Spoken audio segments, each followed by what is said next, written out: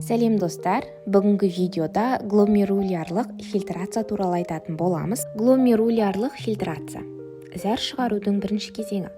Ол Шумилянский-Боуман капсуласының қуысына шумақтардың қан капиллярларынан сұйықтықпен онда еріген заттардың тасымалдануынан тұрады. Бүйректің шумақтық фильтрациясы қызметінің соңғы өнімі несеп болып табылады.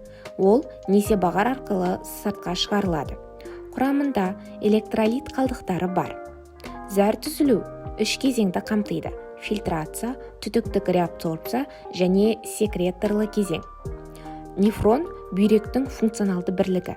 Нефронның басында шумақ қан сүзілудің бірінші кезеңін орындайтын капиллярлар шоғырының желісі орналасқан.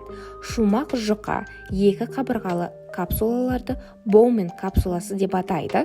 Капсула ішіндегі және шумақ айналасындағы кеңістікті де Боуман кеңістігі деп атаймыз.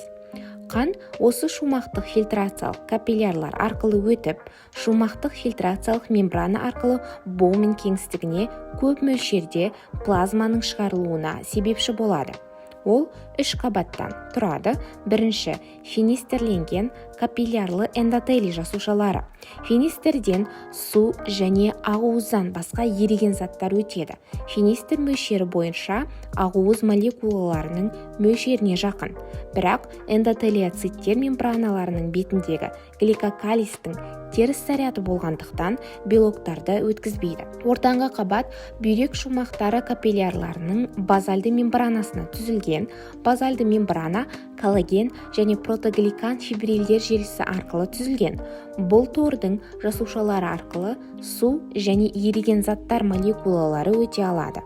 Базальды мембрана сонымен қатар протогликандармен байланысқан, теріс зарядқа байланысты плазма ақуыздарының фильтрациясын толық болдырмайды. Үшінші қабат бұл подоциттер. Подоциттер Боуман капсуласы эпителийіндегі жасушалар.